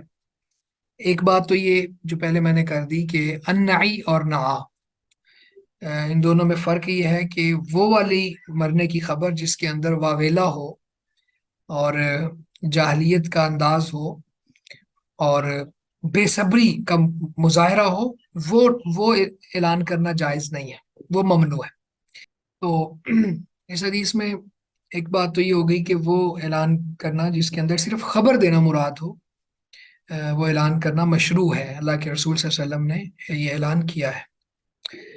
اور یہ نجاشی جو ہے یہ حبشہ کا بادشاہ تھا، اس کا نام اسحامہ تھا اور لقب نجاشی تھا، اور اس نے اسلام قبول کر لیا تھا اللہ کے نبی صلی اللہ علیہ وسلم کے دور میں ہی، لیکن اب یعنی آپ کا زمانہ اسلام کی حالت میں پایا اور پھر اسی پر فوت ہوا، لیکن آپ کے ساتھ ملاقات ممکن نہ ہو سکی، آپ کے ساتھ ملاقات نہیں، اگر ملاقات ممکن ہو جاتی تو پھر یہ صحابیت کے درجے پہ فائز ہو جاتا۔ اب یہ کیا ہے، یعنی اگر اس کا درجہ دیکھیں تو کیا ہے کہ ایک ہوتا ہے صحابی، ایک تابعی۔ صحابی وہ ہوتا ہے جس نے حالت ایمان میں اللہ کے رسول صلی اللہ علیہ وسلم کی زیارت کی ہوتی ہے، یا آپ کے ساتھ ملاقات ہوتی ہے، آپ کو دیکھا ہوتا ہے، اور ایمان پر ہی اس کی وفات ہوتی ہے، اگرچہ درمیان میں کوئی تعطل بھی ہو۔ یہ یعنی جامع تعریف ہے۔ اسی طرح پھر تابعی ہے۔ تابعی وہ ہوتا ہے جس نے حالت ایمان میں صحابی کی زیارت کی ہوتی ہے، یا اس سے ملاقات کی ہوتی ہے، اور پھر حالت ایمان پر ہی اس دنیا سے جاتا ہے۔ اب نجاشی نے صحابہ سے تو ملاقات کی ہوئی تھی، یعنی آپ کے دور میں اللہ کے نبی صلی اللہ علیہ وسلم نے تو 2 دفعہ قافلہ بھیجا تھا ہجرت کے لیے، اور پھر نجاشی نے ان کا بڑا اکرام کیا، ان کی بڑی عزت کی، ان کو اپنے پاس ٹھہرایا۔ تو لیکن آپ صلی اللہ علیہ وسلم سے ملاقات ممکن نہیں تھی، تو نہ یہ صحابی ہیں۔ تابعی تو ہیں ہی ہیں، لیکن تابعی اور صحابی کے درمیان ایک درجہ ہوتا ہے مخضرم۔ تو مخضرم کیٹیگری وہ ہوتی ہے کہ جو اللہ کے رسول کا دور تو پایا ہوتا ہے، لیکن اسلام بھی ہوتا ہے، لیکن آپ سے ملاقات نہیں ہوتی، تو یہ نجاشی مخضرم میں آتا ہے، یعنی تابعی سے اوپر والا درجہ ہے اور صحابی سے نیچے والا درجہ ہے، اس کے درمیان یہ درجہ ہے مخضرم۔ تو یہ آپ سے کوئز بھی پوچھا جا سکتا ہے کہ مخضرم کسے کہتے ہیں، یا اس کی تعریف لکھ کے نیچے لکھا جا سکتا ہے، تو آپ مخضرم کو ٹک کر دیں۔ تو بہرحال یہ بات بھی اس حدیث میں ہمیں سمجھ آتی ہے۔ تو خیر، یہ بعض نے کہا کہ یہ تو اجل تابعین میں اور اکمل التابعین میں شمار ہوتا، تو میں نے کہا کہ اس کے لیے درجہ باقاعدہ اصطلاحات المحدثین میں یہ چیز موجود ہے، محدثین کی اصطلاحات میں، کہ مخضرم ایک لفظ انہوں نے اس کے لیے رکھا ہوا ہے، کہ جو نہ صحابی ہو لیکن اللہ کے رسول کا زمانہ اس نے اسلام کی حالت میں پایا ہو اور اسی پر فوت ہو۔ اور سب سے اہم مسئلہ جو اس حدیث سے ثابت ہوتا ہے وہ یہ ہے، یعنی کہ غائبانہ نماز جنازہ پڑھنے کے احکام۔ یہ حدیث بنیاد ہے غائبانہ نماز جنازہ کی، اس پہ بھی ہم انشاءاللہ تفصیلاً بات کرتے ہیں۔ اسی طرح یہاں سے اس حدیث میں اور بھی کچھ چھوٹی چھوٹی باتیں ثابت ہوتی ہیں، وہ یہ کہ عیدگاہ میں جب نماز جنازہ بھی پڑھا جا سکتا ہے، جیسے آگے آ رہا ہے کہ مسجد میں بھی نماز جنازہ ادا کی جا سکتی ہے، اور پھر اسی طرح سے صفیں بنائی جائیں گی، اور پھر 4 تکبیرات کے ساتھ نماز جنازہ اللہ کے رسول صلی اللہ علیہ وسلم نے یہ پڑھی۔ تو تکبیرات 4 کم از کم 4 ہیں، اس میں پہلی تکبیر کے بعد فاتحہ اور کوئی صورت ہے، پھر دوسری تکبیر کے بعد درود ابراہیمی ہے، تیسری تکبیرات کے بعد دعائیں ہیں، چوتھی تکبیرات کے بعد سلام ہے۔ تو آگے آ رہا ہے 5 تکبیرات کے ساتھ بھی آپ نے پڑھا ہے، 6 تکبیرات بھی ثابت ہیں علی رضی اللہ تعالیٰ عنہ سے۔ خیر، اب آتے ہیں غائبانہ نماز جنازہ کے حوالے سے، کہ یہ وہ حدیث ہے جس کو بنیاد بنایا جاتا ہے غائبانہ نماز جنازہ کی، اور پھر آگے فقہا کا اختلاف ہے۔ بعض کہتے ہیں کہ یہ رسول اللہ کی خصوصیات میں شامل تھی یہ بات، کہ آپ نے غائبانہ نماز جنازہ پڑھی ہے، احناف اور مالکیہ وغیرہ کا یہ موقف ہے، لیکن رسول اللہ صلی اللہ علیہ وسلم سے کوئی جب بھی تخصیص کرنی ہو نا، کسی حکم کو، کسی عبادت کو، کسی چیز کو آپ کے ساتھ مخصوص کرنا ہو، تو اس کے لیے دلیل چاہیے ہوتی ہے۔ تو جمہور علماء کہتے ہیں کہ اس میں تو دلیل ہے ہی نہیں، تخصیص کی دلیل نہیں ہے کوئی بھی۔ تو یہاں پہ غائبانہ نماز جنازہ کے حوالے سے یہ بات ہے کہ یہ ثابت ہے اور یہ مشروع ہے۔ اور عباس کہتے ہیں کہ جی اس کی نماز جنازہ ادا کی جائے گی غائبانہ کہ جہاں وہ فوت ہوا وہاں اس کی نماز جنازہ ادا نہ کی گئی ہو، جیسے یہ یہاں پہ نجاشی کی ممکنہ وہاں ادا نہ کی گئی ہو، تو یہ بھی امکانات میں سے ہی ہے، صراحت یہاں بھی نہیں ہے۔ بعض کہتے ہیں، دوسرے کہتے ہیں کہ نہیں، یہ مطلقاً مشروع ہے، جہاں بھی اگرچہ وہاں اس کی غائبانہ نماز جنازہ ادا کر دی گئی ہو تو بھی غائبانہ نماز جنازہ یعنی اس کی حاضر کر کے غائبانہ نماز جنازہ ادا کر دی گئی ہو تو بھی غائبانہ نماز جنازہ پڑھی جا سکتی ہے اس کی۔ تو بہرحال یہ اقوال ہے مختلف، اور ایک اور قول بھی ہے، وہ یہ ہے کہ غائبانہ نماز جنازہ یا جنازہ جو ہے یہ اس کے لیے جائز ہوگا کہ جو کوئی ایسی پرسنالٹی ہو جس کا کوئی اسلام کو فائدہ ہوا ہو، جیسے نجاشی کا فائدہ ہوا ہے، یا کوئی عالم دین ہو، یا کوئی مجاہد ہو، یا کوئی ایسا امیر غنی شخص ہو جس نے ہمیشہ اسلام کی خدمت کی ہو، تو ایسے لوگوں کے اوپر نماز جنازہ غائبانہ ادا کی جائے گی۔ تو یہ امام احمد کا بھی ایک قول ہے، اور شیخ سعدی رحمہ اللہ کا بھی قول ہے، اور سعودی عرب کی جو مستقل فتویٰ کمیٹی ہے اس نے بھی یہی قول اختیار کیا ہے۔ تو بہرحال اس کو سب چیزوں کو جب ہم سمرائز کریں غائبانہ نماز جنازہ کے حوالے سے، تو پھر یہی بات زیادہ صحیح لگ رہی ہے کہ غائبانہ نماز جنازہ مشروع ہے، کیونکہ اللہ کے رسول نے پڑھی ہے، تخصیص کی کوئی دلیل نہیں ہے۔ لیکن اس چیز کو ساتھ پیش نظر رکھ لیں کہ جس کو کوئی جس شخصیت سے امت کو کوئی فائدہ ہوا ہو، کوئی عالم دین ہو، یا کوئی ایسا تاجر ہو جس نے اپنے مال سے مسلمانوں کو بہت زیادہ فائدہ دیا ہو، اللہ کے رستے میں جہاد کرنے والا مجاہد ہو، تو اس کے اوپر نماز جنازہ پڑھ لی جائے غائبانہ۔ تو یہی شیخ محمد بن صالح المنجد کا موقف بھی ہے۔ تو میں نے کہا کہ سعودی جو مستقل فتویٰ کمیٹی ہے اس کا موقف بھی یہ ہے۔ تو یہی اور اس حدیث کو ہی بنیاد بنایا جاتا ہے، اور یہی حدیث یعنی استدلال کے لیے ہے، یہاں سے ہی سارے استدلال کرتے ہیں۔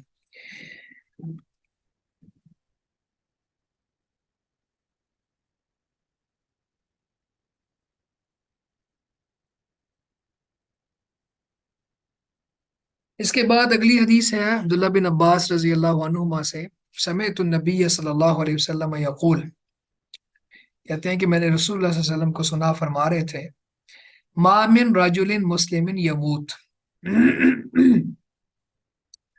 جو کوئی بھی مسلمان فوت ہو جائے، فیقوم علی جنازتہ 40 رجلا، اور اس کی نماز جنازہ میں 40 آدمی کھڑے ہو جائیں، لا یشرکون باللہ شیئا، جو اللہ کے ساتھ کچھ بھی شریک نہیں کرتے ہوں گے، یعنی اللہ کے ساتھ کسی چیز کو شریک نہیں ٹھہراتے، الا شفعہم اللہ فی، یہ کہ اللہ تعالیٰ اس کی شفاعت ضرور قبول کر لیتے ہیں، ان کی سفارش قبول کر لیتے ہیں۔ رواہ مسلم، یہ مسلم کی روایت ہے۔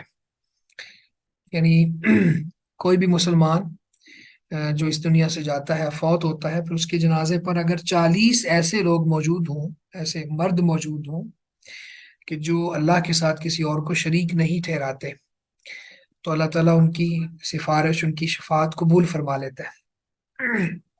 آگے ہم پڑھیں گے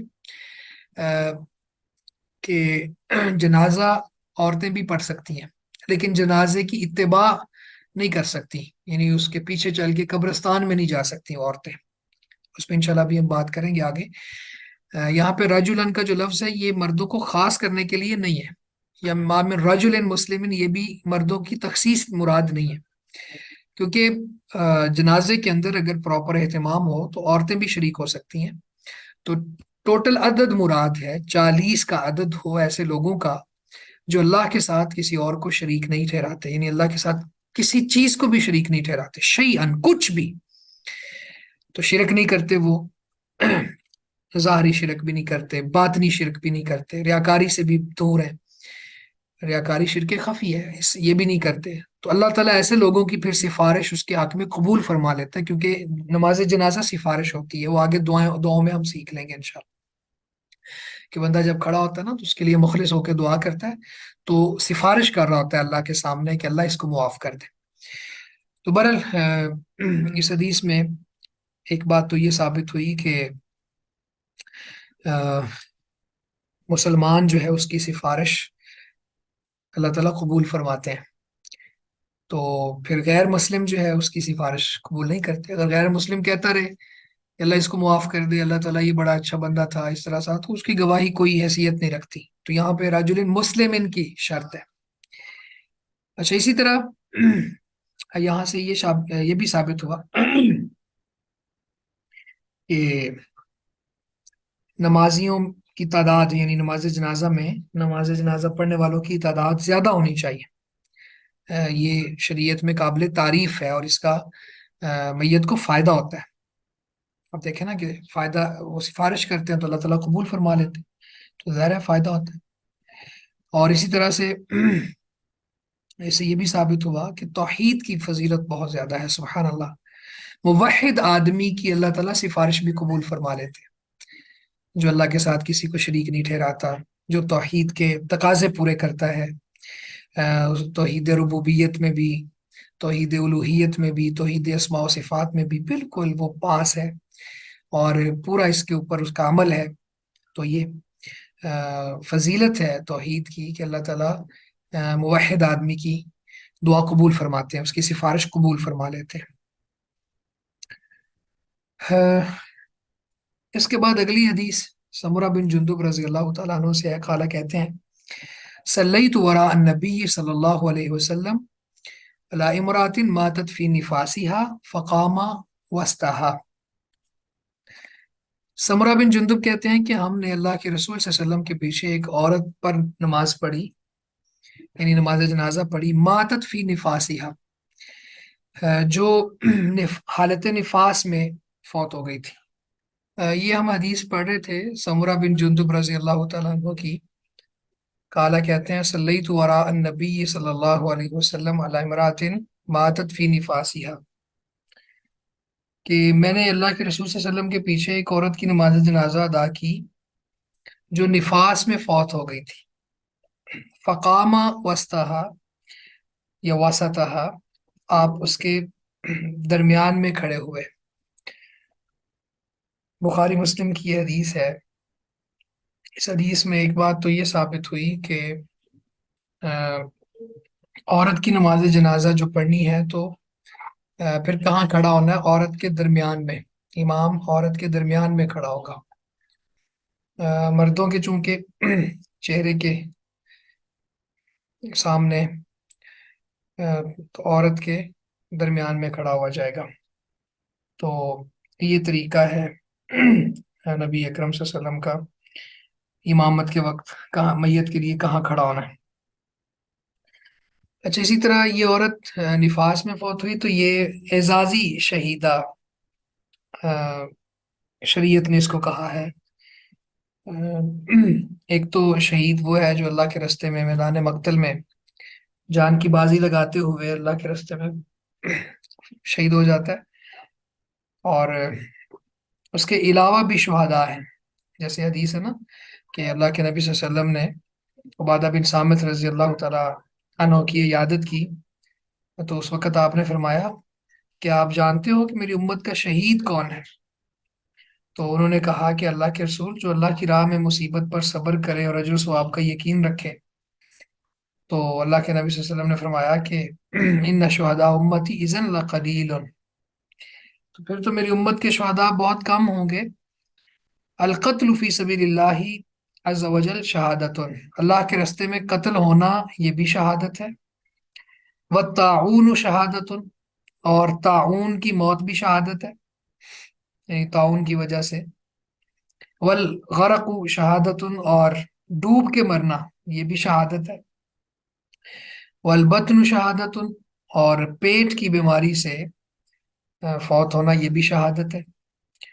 والنفساء یجرها ولدها بسرره الى الجنہ، اور نفاس کی حالت میں جو عورت فوت ہو جاتی ہے تو اس کو اس کی اولاد کھینچ کے جنت میں لے جاتی ہے.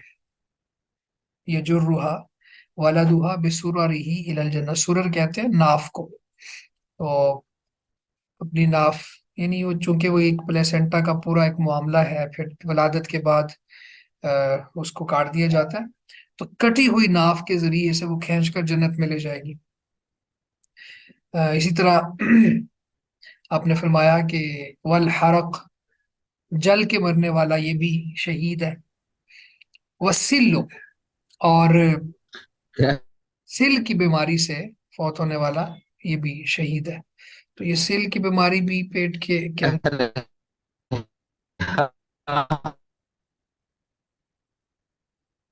بھائی یہ مائک آف کر لیں آپ، تو یہ بھی شہید ہے۔ تو وہ ہے کہ یہ 7 قسم کی یہاں پہ اس حدیث میں شہادتیں ہیں، اور اسی طرح سے آ، ایسی عورت جس کے یعنی حاملہ ہو، ہاں وہ بھی شہید ہے۔ اور اس کے ساتھ ساتھ من قتل دون مالی ہی فہو شہید، جو اپنے مال کی حفاظت کرتا ہوا مارا جائے وہ بھی شہید ہے۔ اندر ہے بہت سارا۔ بھائی اپنا مائک آف کریں پلیز، کیمرہ بھی آف کریں، مائک بھی آف کریں۔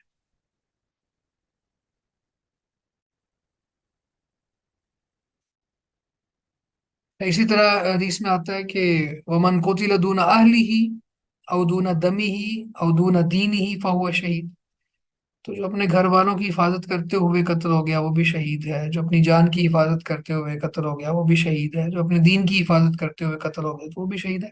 تو یہ شہداء کی مختلف اقسام ہیں، تو یہ اعزازی شہید ہے سب۔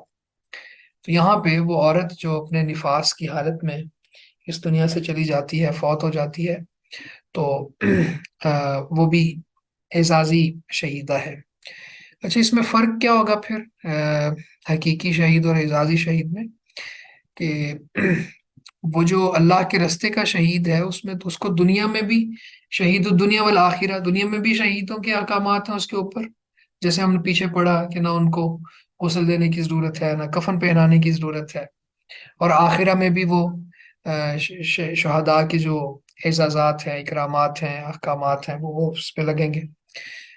لیکن یہ جو اعزازی ہے یہ دنیا میں تو عام مسلمانوں کی طرح ان کو ڈیل کیا جائے گا، لیکن آخرہ میں یہ اکرام اور اعزاز کے طور پر ان کے ساتھ شریک ہو جائیں گے پھر۔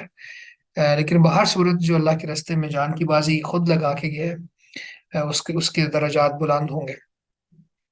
تو اس حدیث میں ہمارے یعنی اس کتاب کتاب الجنائز سے متعلق جو ہے وہ یہی ہے کہ ایک تو عورت کے اوپر اللہ کے رسول نے نماز جنازہ پڑھائی اور اس کے درمیان میں کھڑے ہو گئے، تو میت عورت کی ہو تو پھر اس کے درمیان میں کھڑا ہوگا امام۔ اس کے بعد اگلی حدیث ہے ہمارے پاس عائشہ رضی اللہ تعالیٰ عنہ سے، قالت کہتی ہیں واللہ لقد صلی رسول اللہ صلی اللہ علیہ وسلم علی ابنی بیضاء فی المسجد، واللہ اللہ کی قسم، لقد لام بھی تاکید کا ہے، یقیناً، قد البتہ، صلی رسول اللہ صلی اللہ علیہ وسلم، رسول اللہ صلی اللہ علیہ وسلم نے نماز پڑھی علی ابنی بیضاء فی المسجد، بیضاء کے 2 بیٹوں پر مسجد میں۔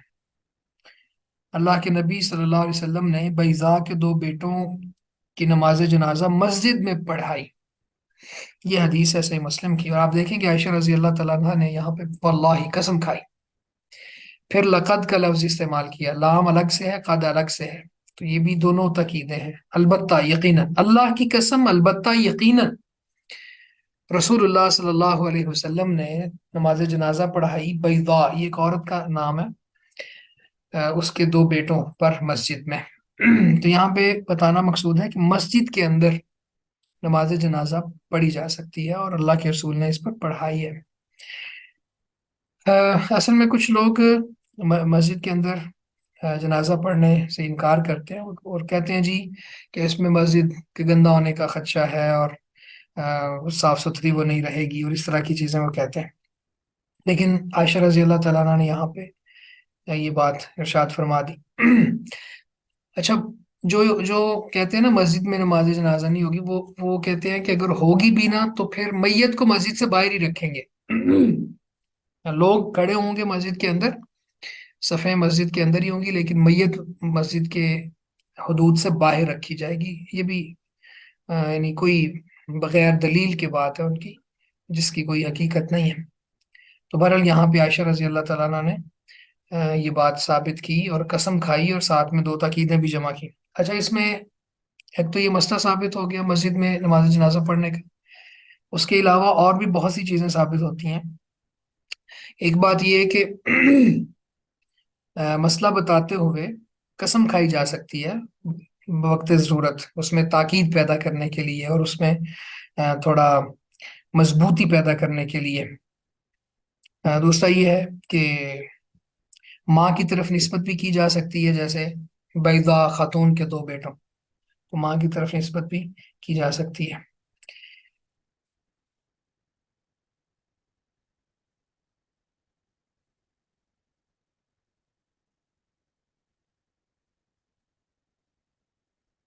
اس کے بعد ہم نماز جنازہ میں کتنی تکبیرات ہیں وہ مسئلہ پڑھتے ہیں۔ ون عبد الرحمن ابن ابی لیلہ، عبد الرحمن بن ابی لیلہ کہتے ہیں کان زید بن ارقم رضی اللہ عنہ، زید بن ارقم رضی اللہ تعالیٰ عنہ یکبر علی جنائزنا اربعا، ہمارے جنازوں پر 4 تکبیرات کہتے تھے۔ عبد الرحمن ابی لیلہ یہ تابعی ہیں اور زید بن ارقم صحابی ہیں۔ تو وہ کہتے ہیں کہ زید بن ارقم ہمارے جنازوں پر 4 تکبیرات، یعنی صحابی رسول صلی اللہ علیہ وسلم ہمارے جنازے جب پڑھاتے تو 4 تکبیرات کے ساتھ پڑھاتے۔ وَإِنَّهُ كَبَّرَ عَلَى جَنَازَةٍ خَمْسًا، اور ایک دفعہ انہوں نے ایک جنازے میں 5 تکبیریں بھی پڑھی۔ فَسَأَلْتُهُ، پس میں نے آپ سے پوچھا، فقالت، انہوں نے فرمایا، کان رسول اللہ صلی اللہ علیہ وسلم یکبرها، کہ اللہ کے رسول صلی اللہ علیہ وسلم بھی یہ تکبیرات پڑھتے تھے، یعنی 5ویں تکبیر اللہ کے رسول سے ثابت ہے، یعنی اللہ کے رسول صلی اللہ علیہ وسلم بھی 5 تکبیروں کے ساتھ نماز جنازہ ادا کر لیا کرتے تھے۔ رواہ مسلم والاربع، تو اس حدیث میں ہمارے پاس 4 کے ساتھ 5 تکبیروں والی بات بھی سامنے آ گئی، اور یہ چونکہ صحابی رسول صلی اللہ علیہ وسلم یہ بتا رہے ہیں تو یہ مرفوع کے حکم میں ہوگا، یعنی اللہ کے نبی صلی اللہ علیہ وسلم، یعنی مرفوع حکمی نہیں ہے، یہ مرفوع ہے حدیث، کہ اللہ کے رسول کی طرف انہوں نے اس بات کو منسوب کیا ہے۔ تو جب صحابی اللہ کے رسول کی طرف منسوب کرتا ہے تو یہ مرفوع حدیث ہوتی ہے، تو اللہ کے رسول صلی اللہ علیہ وسلم کا اپنا عمل یعنی یہ ثابت ہے۔ تو اچھا 5ویں تکبیر کے ساتھ بات کیا کریں گے، یعنی 5 تکبیروں کے ساتھ جو نماز جنازہ ہوگی اس میں کیا کریں گے؟ تو جیسے تیسری تکبیر کے بعد دعائیں ہوتی تھی میت کے لیے، چوتھی تکبیر یعنی تیسری تکبیر کے بعد دعائیں کی، پھر چوتھی تکبیر کہی، پھر دعائیں کی، پھر 5ویں تکبیر کہی اور سلام پھیر دیا۔ تو یہ طریقہ ہوگا پھر 5 تکبیروں کے ساتھ۔ وعن علی رضی اللہ عنہ انہ کبر علی سہل بن حنیف 6 وقال انہ بدری، رواہ سعید بن منصور واصلہ فی البخاری۔ علی رضی اللہ تعالی عنہ سے ہے، انہ کبر، بے شک انہوں نے تکبیر کہی، علی سہل بن حنیف، سہل بن حنیف پر، 6، یعنی انہوں نے سہل بن حنیف کی نماز جنازہ پڑھائی تو اس میں 6 تکبیرات کہی۔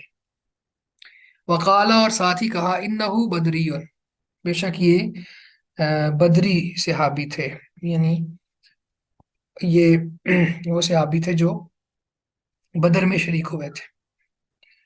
اس کو سعید بن منصور نے روایت کیا ہے اور اس کی اصل بخاری میں ہے۔ اچھا، یہ اس حدیث میں اب 6 تکبیرات آ گئیں علی رضی اللہ تعالی عنہ سے، تو اس میں فقہا کہتے ہیں کہ حضرت علی رضی اللہ تعالیٰ عنہ نے یہ اپنے اجتہاد سے کیا تھا، کہ انہوں نے کہا کہ سہل بن حنیف جو ہیں یہ چونکہ بدری صحابی ہیں تو ان پر پھر ان کا اعزاز ہے کہ ایک تکبیر میں اضافہ کر دیا جائے۔ دوسرا یہ بھی ہو سکتا ہے کہ اللہ کے رسول صلی اللہ علیہ وسلم جو بدری صحابہ تھے ان پر 6 تکبیرات پڑھتے ہوں، تو بہرحال اس میں زیادہ صحیح بات یہ ہے کہ چونکہ آج کل بدری صحابہ، یہ علت موجود ہے نا حدیث میں کہ بدری صحابی تھے، تو بدری صحابہ موجود نہیں ہے تو ہم میکسیمم 5 تکبیرات کے ساتھ نماز جنازہ پڑھ سکتے ہیں۔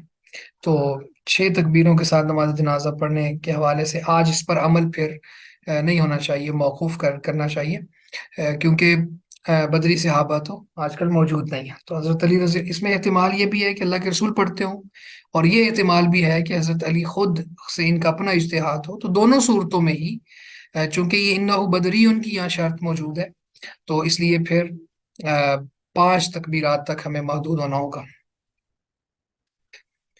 اس کے بعد جابر رضی اللہ تعالیٰ عنہ کی روایت ہے، قالا کہتے ہیں، کان رسول اللہ صلی اللہ علیہ وسلم یکبر علی جنائزنا اربعا، کہ اللہ کے رسول صلی اللہ علیہ وسلم ہمارے جنازوں میں 4 تکبیرات کہتے، ویقرأ بفاتحۃ الکتاب فی التکبیرۃ الاولی، اور پہلی تکبیر میں سورہ فاتحہ کی قرات کرتے تھے۔ رواہ شافعی باسناد ضعیف، امام شافی نے ضعیف سند کے ساتھ بیان کیا ہے۔ اس میں ایک راوی عبداللہ ہے جو ضعیف ہیں، لیکن یہ بات ثابت ہے، یہ بات ٹھیک ہے کہ پہلی تکبیر کے بعد پھر فاتحہ ہی پڑھی جائے گی، جیسے اگلی حدیث میں آ رہا ہے۔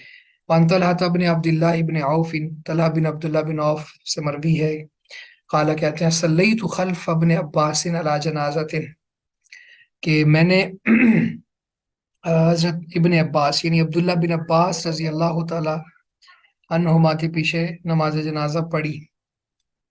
فقارہ فاتحۃ الکتاب، تو آپ نے سورہ الفاتحہ پڑھی، فاتحۃ الکتاب پڑھی۔ فقال، اور فرمایا لتعلموا انہا سنتن، یہ اس لیے ہے تاکہ تم جان لو کہ یہ سنت ہے۔ تو اب نماز جنازہ میں سورہ فاتحہ کی قرات کے حوالے سے جو مسئلہ ہے وہ یہ ہے کہ پہلی تکبیر کے بعد ہوگی، اور سورہ فاتحہ میں نماز جنازہ میں سورہ فاتحہ کی قرات یہ مشروع ہے۔ اور یہاں پہ ایک اور بات بھی ہے ثابت ہوتی ہے، ویسے تو نماز جنازہ یہ سری بھی پڑھی جا سکتی ہے اور جہری بھی، یعنی آہستہ آواز میں بھی اور اونچی آواز میں بھی، دونوں طرح سے یہ ثابت ہے اور یہ جائز ہے۔ لیکن جہاں پہ ضرورت ہو، اس حدیث سے یہ بات بھی سمجھ آتی ہے، جہاں پہ ضرورت ہو لوگوں کو سمجھانے کی، بتانے کی، تو وہاں پہ جہری والا رستہ اختیار کرنا یہ زیادہ قابل تعریف ہے۔ جیسے یہاں پہ عبداللہ بن عباس رضی اللہ تعالیٰ عنہ نے سورہ فاتحہ پڑھی اور ساتھ ہی یہ بتا دیا کہ یہ میں نے اس لیے پڑھا، تو گویا کہ یہ اونچی آواز میں پڑھی ہے نا۔ تو اسی طرح ہمارے چونکہ دعائیں یاد نہیں ہوتی ہیں اکثر لوگوں کو، اور پھر آگے ہم روایات پڑھیں گے جس میں اللہ کے رسول صلی اللہ علیہ وسلم کے صحابی کہتے ہیں کہ میں نے اللہ کے رسول کے پیچھے ایک نماز جنازہ میں تھا، تو آپ نے اتنی دعائیں پڑھی، اتنی دعائیں پڑھی، میری یہ خواہش ہوئی کہ کاش میت کی جگہ پہ میں ہوتا۔ تو گویا کہ آپ نے اونچی آواز میں پڑھی نا، تو آج ویسے تو یاد کرنی چاہیے دعائیں، اور اسی طرح سے سیکھنا چاہیے ان چیزوں کو جن کے ساتھ ہمارا واسطہ پڑتا ہے۔ بیٹا اپنے والد کا جنازہ پڑھا سکتا ہو، بہت ضروری ہیں چیزیں یہ، لیکن چونکہ لوگ دنیا کو ترجیح دیتے ہیں اور دینی علوم کے اوپر اتنی فوقیت نہیں، اور نہ ہی اتنی ان کو دسترس ہے، نہ اتنا فہم اور ادراک ہے، تو اس لیے پھر جب نماز جنازہ پڑھائیں تو اونچی آواز میں پڑھا دیں۔ اور مجھے یاد ہے کہ جب آپ اونچی آواز میں نماز جنازہ پڑھائیں گے تو کچھ لوگ آپ کے حامی بن جائیں گے اور کچھ آپ کے مخالف بھی ہو جائیں گے۔ میں نے ایک دفعہ نماز جنازہ پڑھائی، تو جو فوت ہونے والے تھے وہ سلفی تھے اور قرآن و حدیث کو فالو کرنے والے تھے، لیکن ان کی فیملی جو ہے وہ ساری مختلف جو فقہ ہے اس کے اوپر لگی ہوئی تھی، اور قرآن و سنت کے خلاف بھی ان کا عمل تھا۔ تو خیر میں نے جہرن نماز جنازہ پڑھائی، تو بعد میں وہاں پہ ایک شخص نے اظہار کیا، اور اس نے کہا کہ میں نے اس طرح کی نماز جنازہ ساری زندگی نہیں پڑھی، اور مجھے اب پتہ چلا ہے کہ کس طرح سے میت کے لیے دعائیں کرنی چاہیے۔ لیکن اسی فیملی سے ہی ایک اور فیڈ بیک بھی آیا، انہوں نے کہا جی کہ انہوں نے تو نماز جنازہ ایسے پڑھائی ہے جیسے امام تراوی پڑھا رہا ہوتا ہے۔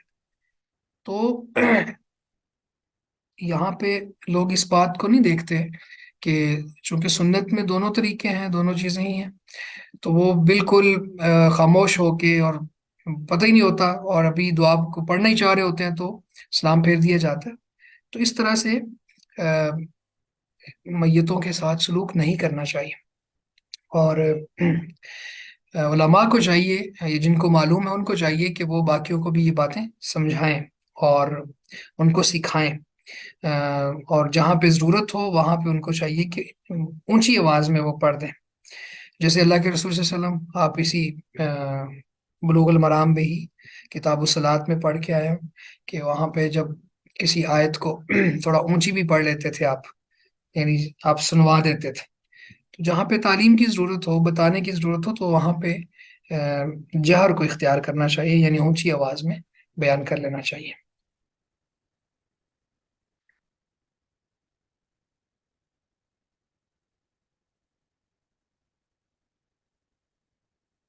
اس کے بعد نماز جنازہ کی دعاؤں کا بیان ہے۔ یہ دعائیں انشاءاللہ ہم اگلی کلاس میں سیکھیں گے، اگلے لیکچر میں پڑھیں گے بھی، اور کوشش کریں گے کہ یاد بھی کریں اور آپ لوگ سنائیں بھی۔ لیکن اس حوالے سے ایک بات میں یہاں کر دینا چاہتا ہوں کہ اللہ تعالیٰ ہمارے اوپر کتنا رحیم ہے، کتنا رحیم اور کریم ہے کہ اس نے خود ہی ہمیں یہ دعائیں سکھائیں، یعنی وہی کے ذریعے اللہ کے نبی صلی اللہ علیہ وسلم کو یہ دعائیں سکھائیں، آپ نے ہمیں سکھائیں۔ تو اللہ تعالیٰ خود ہمیں دعائیں سکھا رہا ہے کہ میرے بندے کے لیے یہ دعائیں مانگو، مجھ سے اس طرح سے معافی مانگو کہ اللہ اس کو معاف کر دے، اللہ اس پر رحم کرے، اللہ اس کو عافیت دے، اس کی اچھی مہمان نوازی کرے، یہ ساری چیزیں۔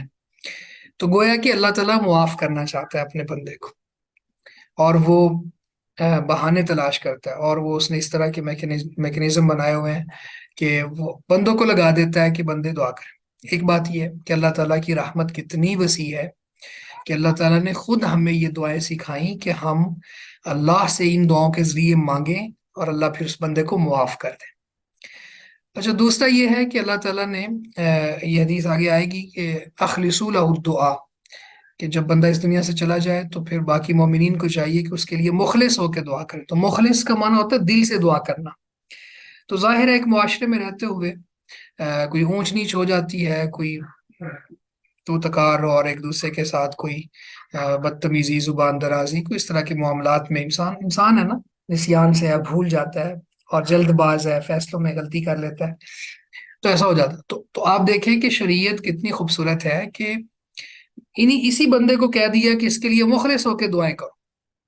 جب یہ بندہ آنکھوں سے آنسو بہا کے دل کی گہرائیوں سے اس کے لیے دعا کرے گا تو گویا وہ جو اونچ نیچ ہوئی ہے وہ بھی معاف کر دے گا۔